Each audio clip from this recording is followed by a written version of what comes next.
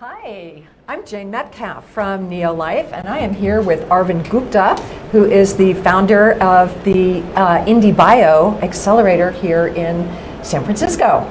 Thank you so much, and I'm here with Jane Metcalf, a dear friend of mine, the co-founder of Wired Magazine, a luminary, and someone who has shaped our thoughts and shaped how we see the future, whether we know it or not, for the past 20 years.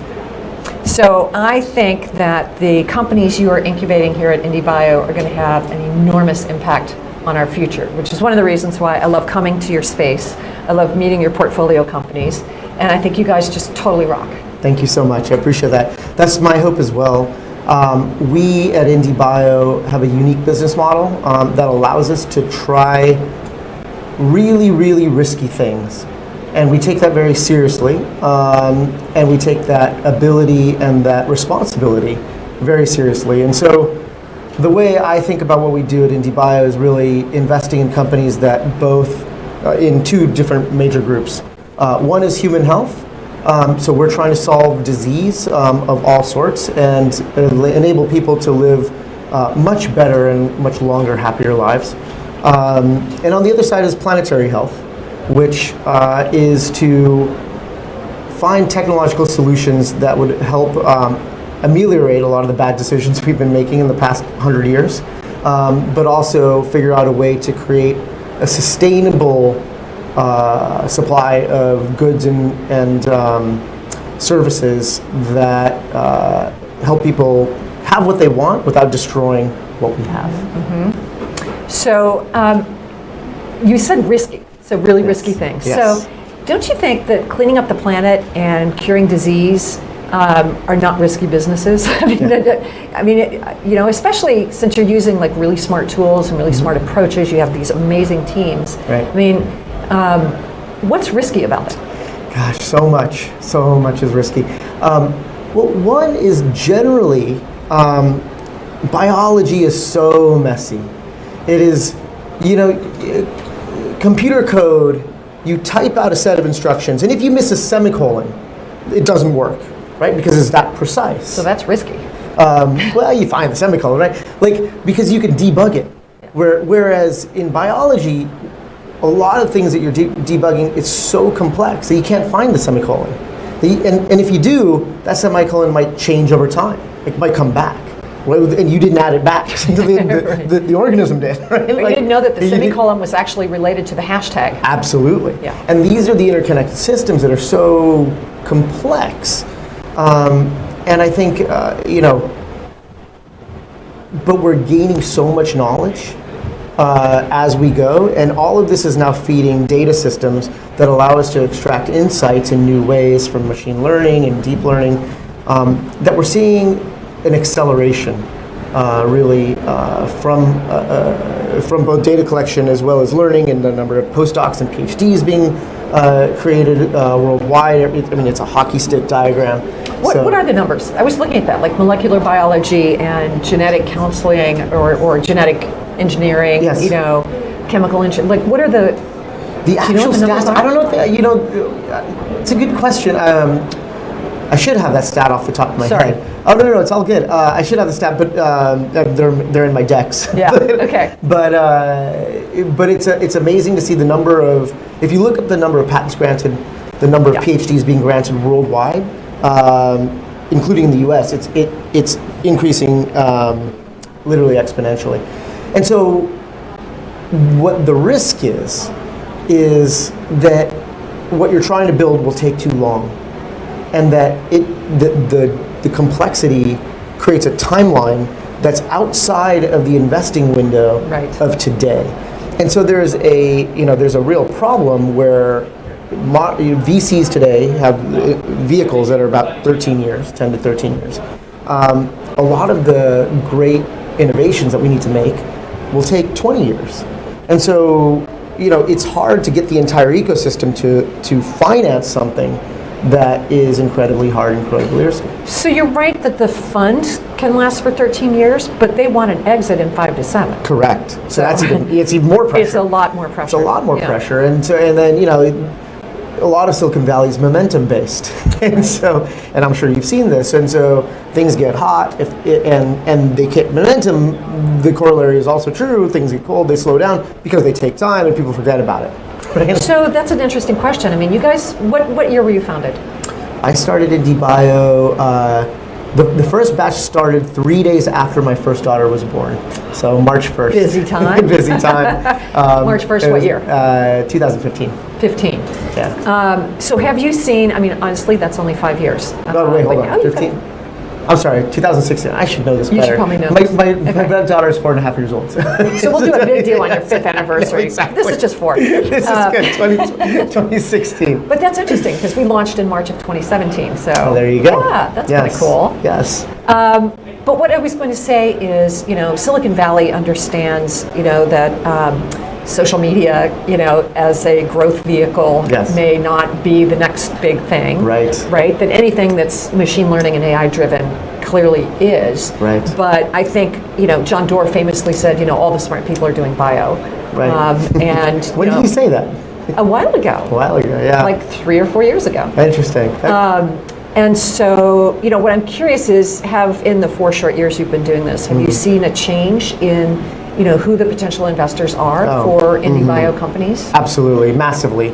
I mean, when we started IndieBio, I had no idea what to expect. I mean, we put out a call for applications. Who knew would come in? We had 82 applications total, and of those, maybe 20, 30, 25 were serious, like good, decent applications.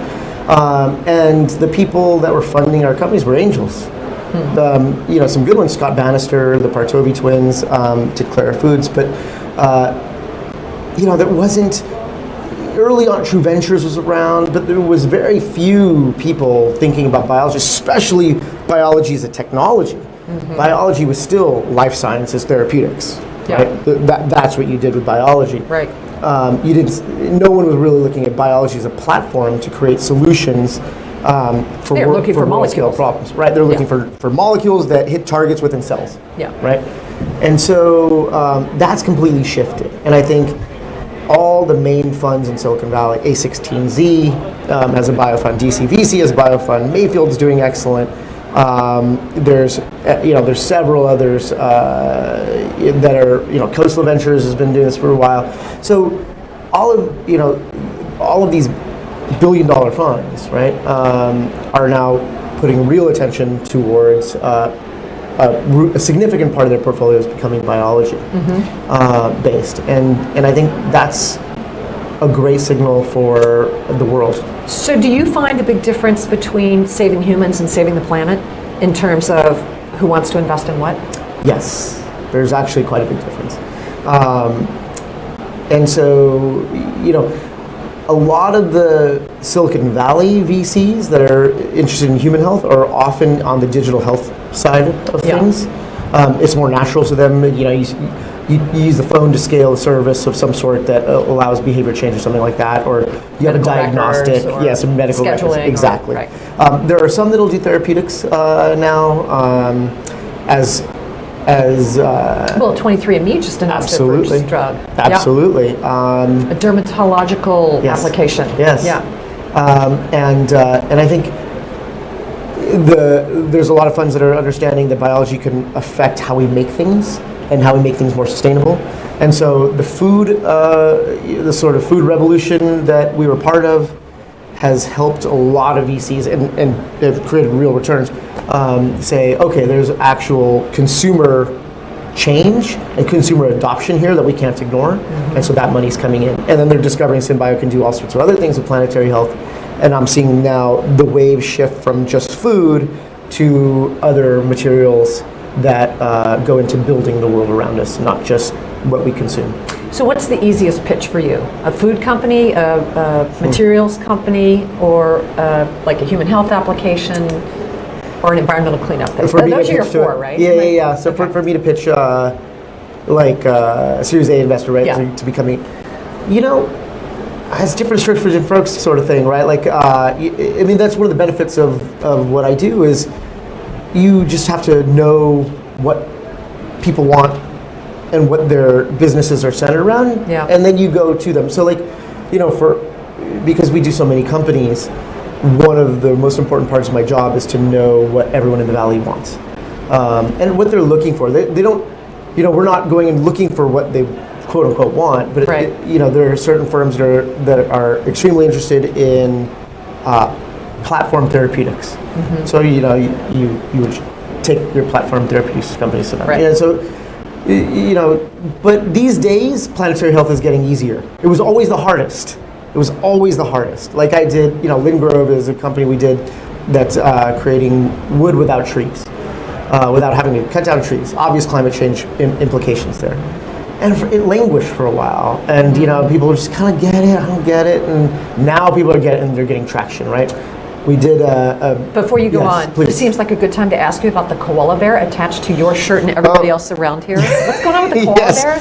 Well, there's these fires going on in Australia, burning down like most of Australian forest. 12 million hectares or something? 12, yeah, it's insane. And these poor koala bears, I'm seeing there's all these sad photos of these koala bears with their paws in antibiotic solution, because they're all burned. Yeah, they're resting and so anyway, this is really for us sweet. supporting. I want a koala bear. Yes, Yeah. we'll get you one. We have Okay, some. okay. We want to support. We want to support Australia. So is Linwood going to be able to take advantage of this opportunity I hope so. and offer a solution? I hope so. Yes, they're working on wall coverings. They're working, basically integrated into furniture with companies like Steelcase and things like that. So wherever wood is, they're trying to be a part of it, and save the forest that we do have. So yeah, that's the one thing that I'm really excited about. Oncology is always going to be something that, oncology, depression, these are all always large markets that VCs are interested in, and if they have the knowledge to participate in. Planetary health is finally becoming something that people believe customers will pay for, and therefore venture capital dollars are going in to support it, which I'm excited by. So it seems to me that a lot of your portfolio companies are first movers Yes. in their fields Yes. to do things. Yes. And so, maybe that's part of the risk too, right? That's 100%, and I say that all the time. Like our job, my job at IndieBio is to look, because I see into the future, into the halls of academia. Where is everything going to be? Because that's the only way for us to invest. Yeah. We don't have enough money to invest in whatever's hot today, right? Because that's going to be priced out. And so we need to be investing where things will be one day and be right. And so I think we spend a lot of time trying to figure that out and trying to understand what are the big problems in the world today. And speaking of big problems in the world today, and I want to make sure I ask you about this. Okay, but before we leave that, okay. and then I want to talk about me Yes, for the rest of our time together. That's what I want to. All Okay, right, good. We're on the same page. On the same page there. You were talking about that place where the science meets the story. Yeah. Oh, yes. Uh-huh. So let's talk about that before we leave this. Sure. And that's the other part of the risk, right? So in the beginning, before the science is actually completely worked out, or it might even be worked out on paper, right? Like Clara Foods, when they, in our very first class, they came in and they really just had a paper plan to make egg whites without the chicken. But it's a paper plan, all known science, recombinant DNA technologies, right? Recombinant protein technologies. But you don't know if it's going to actually work until you do it, right? You can say in theory it works, and when they did, it actually didn't quite work. It didn't taste right. It's because there were certain minerals that were missing that they learned from experimenting during the class. And so, so you're talking about, like, in the beginning, there's, you're mostly story, and, you have some science, and then over time, those two cross. Yeah. Where, science / business model / product, right? You could also say reality is another way to put it, right? Like, sort of reality, and they cross. And sometimes, like with therapeutics companies, other companies, the maximum amount of valuation for the company is just before they do cross, right? Because the reality might not actually ever do it. Right. Well, and we're talking about changing consumer behavior. Right. That moment where, we all recognize that alternative proteins are very important. A larger number of people are switching to vegetarianism or flexitarianism or what have you. But the actual change in consumer behavior is going to be slow. Absolutely, right? And that's another inherent risk, because you're creating new markets. what we're doing is trying to create brand new markets that didn't exist. Like cell-based meats, I always say this, Memphis Meats came in, I was talking to Uma, well, can you grow meat in a petri dish? Don't really know. If you did, would it taste good? Don't really know. If it tasted good, would people buy it? Right. Don't really know. If people bought it, could you make £1 billion a year? Right. Right? Don't really know. And so, what makes that a good investment? The fact that it's $1 trillion market. And so for a smaller amount of money, that's a great risk to try. Yeah. And so, that's where it comes out. So you could tell the story, but man, if it doesn't actually move the needle on climate change at some point, if it doesn't actually enter people's mouths, well, then it's not going to work. So we're still on that journey. Well, and this is what is just so incredibly interesting to me, and this is what Neo.Life is all about, right? I mean, these stories are of extraordinary science, because we're learning so much about how biology works and how we can make biology work, how we can make it do what we want. That's and, right. And not. That's right. That's right. And to some extent. The big risks that people are taking with their capital, with their time, and then of course, the big opportunities that exist. And so, I'm just amazed at the number of molecular biologists who are now my friends, because they are so used to. I was talking to a friend of mine who said the deeper that she went into her field, the less she knew about anything else. Right. And then became the world expert on this little tiny thing. And what you're talking about is asking scientists to have a much broader perspective. Absolutely. Right? It's like it's got to start with the science, but they have to have the imagination and the creativity, to imagine how this becomes a game changer and to execute on that. That's the most underrated tool in the toolbox of any scientist is imagination.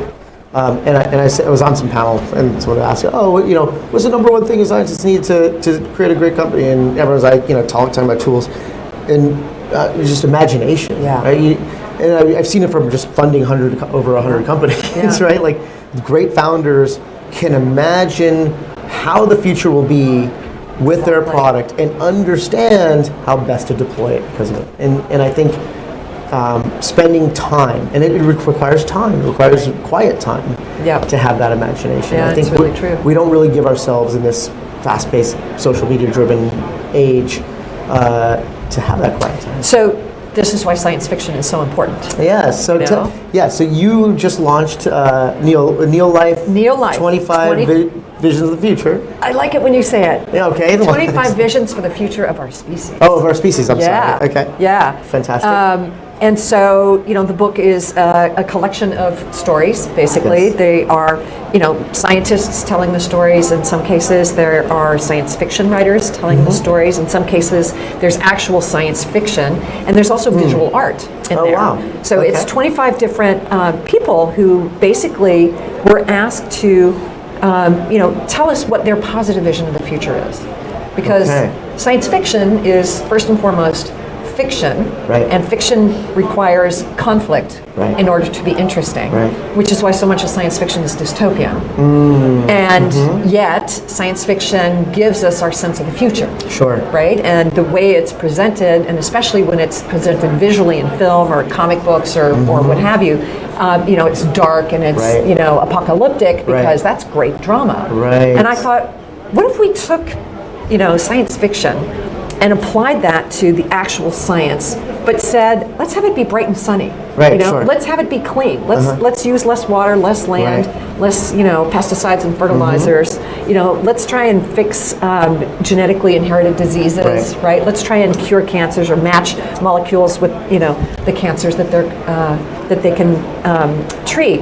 And the result is not all that. Sure. I mean, the book actually has some somewhat alarming scenarios in it, but it was a great opportunity to get scientists across all these different fields: neuroscience, genetics, longevity, synthetic biology, talking about food, talking about sex, talking about drugs, and bring them together in the pages to have like a conversation around these issues. Right. And so that sounds amazing. I can't wait to read it. First of all, but you think about the future, and you've thought about this for for your entire career, and now when you're thinking about it in terms of biotech, I'm sure you had an idea of what some of these things would be when they came in. Was there anything that surprised you that you were like, whoa, that I didn't expect?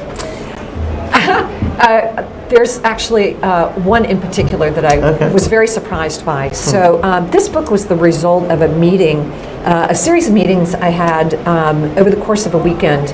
And Hanu Rajanimi, who is a CEO of a company called Helix Nanotechnologies, who also happens to be this fabulous science fiction author. Oh, no way. So he wrote The Quantum Thief, he wrote Jean le Flambeur, he wrote most recently Slumberland, and his next book is actually a bio-based book. Cool. So I'm looking forward to that. But he and I were talking, and I was like, I know all these amazing scientists, and they're working on different pieces, the brain and the genome and the microbiome and, longevity. It's like we have these tools to basically design the future of our species. Right. So what do you want to design? Right. And I had these series of conversations. There were dinners, there were That's a great question. Workshops, and I thought the scientists would have been tthinking about this all the time, and they would have immediately come up with answers, and instead they went, oh, what an interesting question. And I was like, wow, really? It seems obvious to me. Right. And so anyway, so Hanu participated in several of them, and so I said, I think it was his idea. He's like, let's get together and do a scenario planning workshop. And we brought together, genetic engineers, molecular biologists, evolutionary biologists.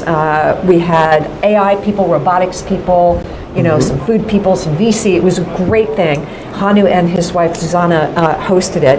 And at the end, we came up with these 4 scenarios for the future of our species, based on all these different inputs and criteria.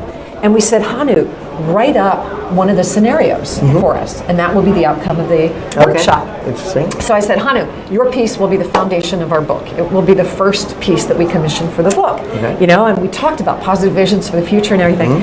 And when the story came in, it was like, this is your idea of a positive vision of the future? Oh, man. Yeah, it's a science fiction piece. It's very realistic. Okay. Very realistic. And I don't want to give too much away. But in fact, sorry, we already published it, so I can give it away. It's called Vanilla Memories. Vanilla Memories. Okay. Oh, you've already published it on Neo.Life. So you can find it on our website. Oh, okay. Awesome. We've released a few of the stories already. After we talk, I'll be on it. Yeah. Okay. And it's an orchid farmer. Okay. A vanilla farmer. Yeah, right. Whose daughter is going to has a 1 in 4 chance of inheriting beta thalassemia. Okay. And so if they don't do this particular CRISPR edit to her genome, she could live a life of pain and suffering. And so he and his realistic. wife. It is. Yes. And it's one of those great applications of CRISPR technology Absolutely. That has this totally bizarre side effect of knocking out your ability to smell and taste vanilla. So strange, right? I mean, talk about off-target effects, unintended consequences. That's a pretty benign one. But the daughter is then angry about it. Right. And it's like, how could you make that choice, without consulting me? And anyway, that's just a little piece of it. It explores the question through that real world application. Human applications, exactly. No, that's awesome. That sounds great. I can't wait to read that. That's a good one. We also, speaking of science fiction, we also had a conversation between another science fiction author who is Ramiz Nam. Yes. Have you ever read the Nexus trilogy? I haven't read the Nexus trilogy. I need to. So great. Yeah, it's so great. I know Ramez, so I need to. Ramez is awesome. Yeah. And so we had him in conversation with George Church, and the title of the piece is, how to turn science fiction into science fact. Ooh. Yeah. Okay. Really good. Okay. And George. So how do we do that?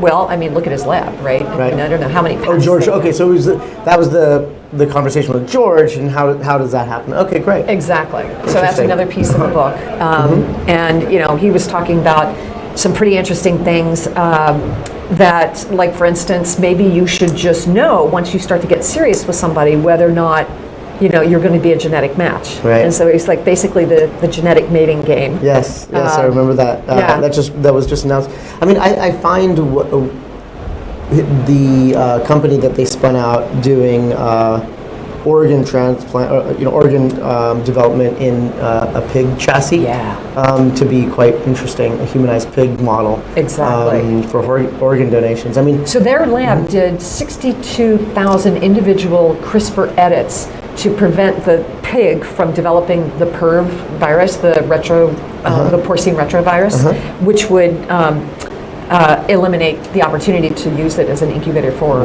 organs. And then one of his graduate students, we were together at a conference a year ago when his graduate student announced that they can now do 12,000 edits. On those pigs. So we're getting closer and closer to the day where that's a reality. And imagine the number of people who die for lack of organs. Absolutely.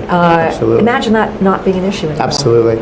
Yeah, no, I mean, what I love about the world we live in is we can take a portfolio, like a number of approaches to solving the problem. So we funded a company called Prellis that's 3D printing organs and seeding it with cells and things like that. But what matters is the problem is solved. Right. And I think that's and we'll have several ways of solving 100%. And that's the most important thing. And so I think that's what's great about what we do. That's one of those big, hairy, audacious goals. Absolutely. Though. I mean, 3D printing organs, that's insane. It's hard. Yeah. And that's what I mean, right? It's all risky. Like, everything's risky, right? Like growing human organs in pigs, right? Like, that's hard too. I think people are dying to hear stories about this, and I think biology is endlessly fascinating to people, and I think their opportunity to get information about biology is limited by these, verticals of science that are written for scientists, or the distortion of,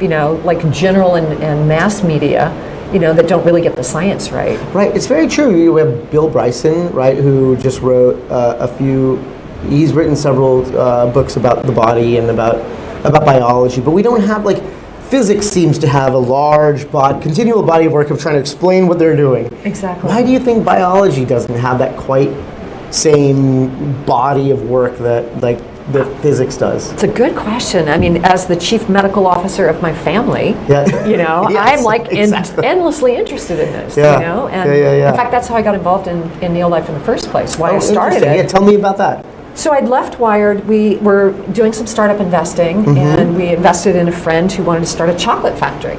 Okay. And so we started thinking about chocolate. I started thinking about the theobromine molecule, which got me kind of sciencey, which was fun. And then I had some family issues with mental health and dementia. Okay. And so suddenly I was thinking about, neuroscience and, what is the research showing us and where is it going? And then I met these amazing people and, realized that I had the benefit of access. Sure. And I had 100%. the patience of these amazing people who were willing to explain stuff to me. Right. But it's I want to do that for other people. Right. And, I want to help people who want to combat the anti-fact and anti-science movement, by being another source of information, which is captivating, and which talks to people where they are. So the book and all of the content that we do is written in layman's terms. So it's absolutely bleeding edge science and the companies that are developing it.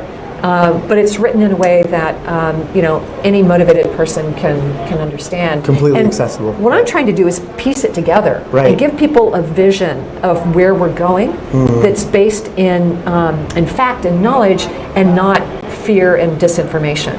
Because as you mentioned, cell-based meats, or any form of genetically modified organism, is something that people have these knee-jerk reactions to. Of course. And we need to tell the story about the impact on humans. 2,000 studies that show no damage to humans because of genetically modified foods. Sure. We need to help change the regulatory approach to this. Right. And we need to help people understand what the risk-reward analysis looks like. Right. Right. And that's just one piece of this puzzle. Yeah. So, I'm hoping with this book that people will kind of embrace the neobiological future, and set aside some of the labels and separate out some of the business practices as well, the history, and focus on the future. And I think if we do that in a mindful way, I think we could be looking at a much brighter future. Yeah, I think it's always, I think about where things are going, and there's always a tension, right, between where things are going and where you want them to go, Yeah. right, and where you hope things will go, and then where things could go, and really balancing that, right, and especially when you're explaining it to the world, right, like taking one thing and extrapolating. How far can you extrapolate one sort of insight, scientific insight? Like, how far can you extrapolate that? Like, I always find that a tension. Totally. Right? Where how far is too far? How did you navigate that in curating Neo.Life's 25 visions? Well, it's a good question. I mean, we certainly didn't say next year. Sure. We didn't say, Yeah. let's think through to the end of 2020. Right. Right. We didn't say 5 years or whatever. In our scenario planning, we wanted to look out 50 years and 200 years. Oh, wow. And then work back from that. Wow. Okay. And so amazing. We were looking at, what are the things that need to change to really unleash the power of the neobiological revolution. And one of them was IVF technology. Of course. Yeah. Becoming less expensive, first and foremost, less painful, and less emotionally draining. Right. And that could be something. So, and we talked about like bio-blockers, which is maybe religious objections or moral objections, to what's happening. There could be political issues surrounding it. So, what are the things on the flip side? Climate disaster could accelerate it, and so we were looking at all these different factors and thinking about which ones are going to accelerate or retard the development. Wow, that's interesting. And so in scenario planning, you have these like milestones, right? Like mileposts that you can know. Is there what's one that we could say like we're headed towards the Neo.Life future that's coming up? Like you said, like climate changes. I mean, Australia, the poor koalas is a clear sign, right? Like that Totally. Climate change is. I mean, it's predicting the models to the year. There was models that in Australia that said extreme fire hazard will be a significant risk and economic problem in the year 2020. Yeah, It was kind of crazy. Right on schedule. Right on schedule. So we're tracking to hit those predictions. Is there anything else that you were thinking of that surprised you? Like, oh, I didn't think of that, but that's a really good point. Oh God, as being so many. I mean, like for instance, changing the relationship of humans and animals. Yes, of course. I keep coming back to the koala bear because it is stuck on your shirt. Yes, and it's cute. And that has all these implications for how we manage our planetary resources and our food as well. Right. So that's true. I think it's I'm becoming. It's kind of funny. I'm becoming a vegetarian. I'm an athlete, so I it's hard. I've always. It's so easy to just eat a fish, right? It's so easy, but. Tastes good too. And it tastes good too. And I think over time, easy is not a good excuse to be violent. And I think there's a violence aspect to it that we just don't want to look at. I don't want to look at. I'll speak for myself. And I'm at the point where I can't overlook it. I funded all the change, like all this change in that space. Because I know it's important in the intellectual aspect of it, and I'm now seeing it equally important in the emotional aspect for myself. So it's interesting, and one of the things I think about, right, is, and what really got me to do this, and this was over the break, thinking really about does humanity treat each other the way it treats each other because we treat our animals the way we do when we consume them? So Juan Enrique, who is I keep teasing him, I'm calling him an eminence grise, but he is. I mean, he's been talking about evolution, and technology-driven evolution and self-directed evolution, for 15, 20 years now. He's been talking about the bioeconomy and all of that. He wrote a magnificent essay in our book where he talks about the fact that there is no diversity among humans on a relative basis. Yes. There is only one species of hominid on the planet right now, and that's Homo sapiens. Why? Because we killed all the others. That's right. Right? And it's like he's like, there's 15,000 species of birds. That's a very good point. And if we unleash all these genetic engineering tools, it is clearly going to generate far greater hominid diversity Interesting. that we currently have. And if we look at other intelligent species and how we treat them, Right. you know, the encephalopods, Right. notably, and dolphins, Sure. and you know, things like Yeah, that. we're not so nice. We're not doing such a good job, No. and that maybe as we Right. plan for the future, we need to really rethink that. Yeah, I mean, anyone that thinks that like an elephant or a cow, for that matter, doesn't have the emotional capacity that that is much higher than you know a mollusk's is wrong. Right? Like you just see Can it. you imagine that within our lifetimes, we've come to acknowledge that animals have consciousness? Yeah. I mean, how could you be a farmer and not know that? Yeah, because a farmer because a farmer lives with them and like, Right. looks at them and they form the bond, you know, like. And I think in our industrialized age, when most people couldn't tell you where a rib cut comes from, or what, Right. you know, or like a whatever chuck, you know, where is that on an animal? Like they don't know the anatomy, right? Like it's whatever, it's what's for dinner, right? I was living in Amsterdam, and there's this great thing of milk, you know, and there were cows in the center of this park in the center of Amsterdam, and it was like milk in its original container. That's awesome. It's I great. love it. And so, yeah, and I think, you know, and that's what I meant, right? That's what I mean, like our wars are industrialized now. Yeah. And our food consumption is industrialized. Everything is industrialized. But in doing so, it's become completely impersonal. Yeah. And so it's easy. And when I look at genocides and things like that, the only way that could happen is if you've dehumanized Right. the other party, right? Like there's no would like to think there's no way if you could see them as another person that could be your friend or in your house and still be able to do those atrocities, right? So it makes me think. That's what Ender's Game. Yes, that's what gets me to think, right? Like how do the future of our species could be centered around how we eat, you know? Like anyway. And maybe if we stop doing violence to animals for food, maybe we stop doing violence to other humans too. That's right. It becomes a little less normalized, and normalization seems to be the name of all the games right now. You know, between the way our political parties are working and all that kind of stuff. So No, we're not going there. I know. In fact, speaking of going, you have a party out there. I do have a party out there, and you. I have a party to go to too. Yes. So we are celebrating the fact that we launched the Kickstarter for our book. In less than 24 hours, we had achieved 30% of our goal. Congratulations, Shane. Thank you. You're gonna hit it, and Thank you. nothing makes me happier because I do think, you know, like this is such an important message for the entire, you know, American and global public to understand, because it has vast implications on how we're all going to live in the future. And you could understand it through fear, you could understand it through not understanding it and you know, covering your head, right? Or you could understand it for what it is and through simple explanation. And I think that's what you brought to the world. And so I'm very, very looking forward to sharing this, reading it, and I know you know what you've done is going to be something that really helps society grapple with what's going on today. So thank you. I feel like we're totally in this together. Right? Yeah, So. we are. We actually are. Great. Thank you so Awesome. much. Thank you all for joining. See you next time.